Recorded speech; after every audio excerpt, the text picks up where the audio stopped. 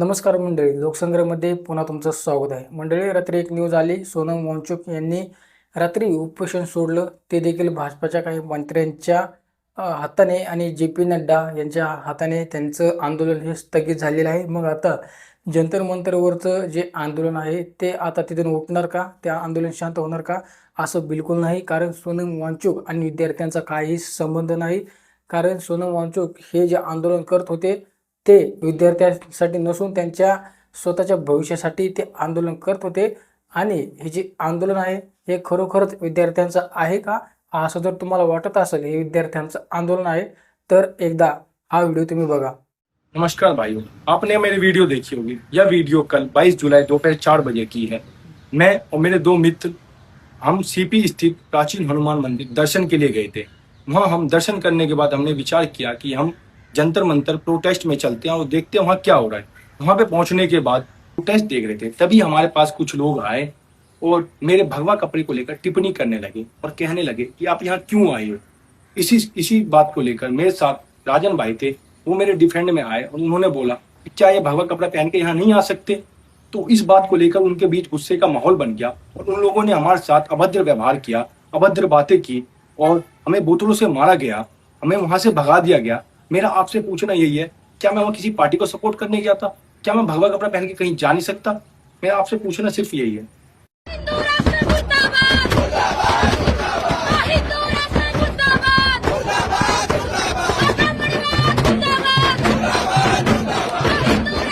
तर मित्रांनो, हा व्हिडिओ तुम्ही बघितल्यानंतर तुम्हाला देखील आश्चर्य वाटलं असेल की हा देखील एक विद्यार्थी होता.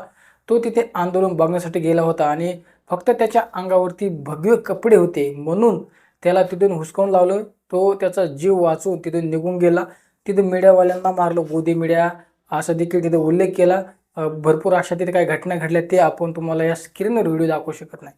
तर मित्रांनो, आता बरेच लोक म्हणतात की हे आंदोलन जे या जेनजीने काढले ते एकदम बरोबर आहे, परंतु हे आंदोलन काय होतं हे सर्व आता देशांचं लक्ष तिकडे गेलेलं आहे. परंतु हे जे दोन स्क्रीनवर तुम्हाला लोक दिसतात हे लोकांना आपण भरपूर मानायचो, परंतु हे जे दोन लोक आहेत हे मात्र मनातून उतरलेले, कारण ह्यांना माहीत होतं राज ठाकरे हे मात्र मुरब्बी नेते आहेत. त्यांना चांगलंच माहीत होतं की हे आंदोलन आहे ते आंदोलन मात्र इतर देशातून फंडिंग होते आणि हे आंदोलनाला कोण प्रोत्साहन करते राज ठाकरे यांना चांगलंच माहीत होतं. आणि लोक म्हणतात की राज ठाकरे यांना खरोखरच राजकारण कळत नाही, कारण आपण त्यांना उपमध्ये एवढं मोठे नाही आहोत, परंतु हे देशाच्या विरोधात आंदोलन असताना देखील राज ठाकरे यांना कसं कळलं नाही. राज ठाकरे यांना खरोखरच मात्र राजकारण कळत नाही गड्या, असा विषय सध्या महाराष्ट्रभर न देशभरात चालू आहे. कारण ते भाव फक्त स्वतःचा हित बघतात, हे मात्र नक्की आहे. आता मित्रांनो, हे झालं राज ठाकरेंबद्दल. आणि जरांगे पाटील, आता हे जरांगे पाटलाला एवढे लोक मानतात महाराष्ट्रात, जरांगे पाटलांची ह्यावेळेस नक्कीच चुकलं. कारण अभिजित दिपके तिथे जाऊन धुराटेसारख्या इतर मातब्बरांना व्हिडिओ कॉल करतो, देशातील जेनजी लोकांना पेटवतो. त्याचा मुद्दा हा नीट पेपर लीकसाठी होता आणि त्यांनी हे आंदोलन कुठल्या जागी कसं नेलंय हे मात्र दिपकेने काय करून ठेवले या देशात, आणि हे जरांगेंना कळलं नाही का? कारण जरांगे यांना फक्त पाहिजे अशी ती प्रसिद्धी, ज्या त्या जागेवर मी हे मोठं आंदोलन करतो, मी कसं आंदोलन हाताळतो. परंतु हे जरांगे पाटील तुम्हाला सांगतो, हे आंदोलन झेंजीचं नव्हतं, तर हे आंदोलन धर्माविरोधी होतं आणि तुम्ही त्या दिपकीच्या मांडी लावून बसलात. त्याची एकदा तुम्ही पार्श्वभूमी नक्की पाहायला पाहिजे होती. परंतु तुम्हाला जी आस लागली होती ती सर्व भारतभर देशात प्रसिद्धी, अजून जरांगे कोण हे नाव तुम्हाला फक्त मोठं करायचं होतं, कारण मी देखील तुम्हाला आतापर्यंत मानत होतो.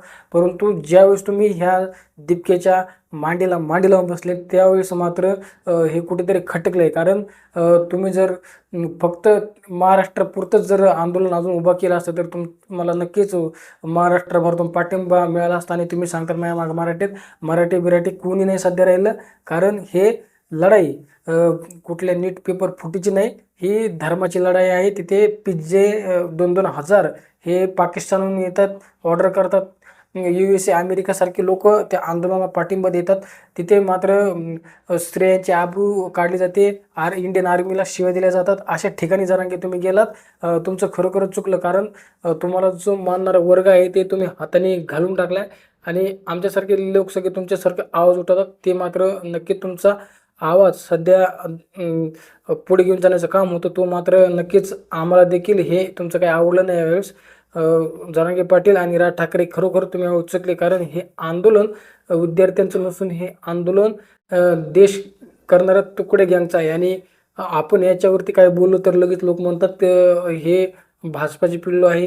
नाही मित्रांनो, ज्यावेळेस देशाचा प्रश्न येतो त्यावेळेस मात्र देश तुटू नये म्हणून एकत्र आलं पाहिजे, कारण काही दिवसांनीच हेच लोक यांना आपण सपोर्ट करणार आणि हेच लोक आपल्या बोकांडी बसणार, हे मात्र नक्की आहे. आणि पुण्यामध्ये एक महिलेने प्रश्न विचारला की आंदोलन हे कशासाठी तुम्ही करताय? जिथे कमी मार्क पडतात तो डॉक्टर होतो आणि ज्याला जास्त मार्क पडतात तो घरी बसतो, असा त्या भगिनीने प्रश्न विचारला, तिच्या हातातून माईकच काढून घेतला. मग असे प्रश्न उपस्थित करायला पाहिजे की सर्व समान नागरिक कायदा करा, सर्वांना सारखा न्याय द्या. हे आंदोलन दिपकी करणार का? नाही करणार. कारण हे आंदोलन जर ओळखलं, ज्याने ओळखलं तो मात्र खरोखरच हुशार झाला. तुमच्या मोबाईलमध्ये देखील अजून भरपूर असे काही व्हिडिओ येतील, ते बघून तुम्हाला देखील नक्कीच आश्चर्य वाटेल. तर मित्रांनो, तुमचं पर्सनल ओपिनियन यावरती काय आहे कमेंट सेक्शनमध्ये जरूर कळवा आणि आपलं लोकसंग्रह यूट्यूब चॅनल सबस्क्राईब केलं नसेल तर सबस्क्राईब नक्की करा.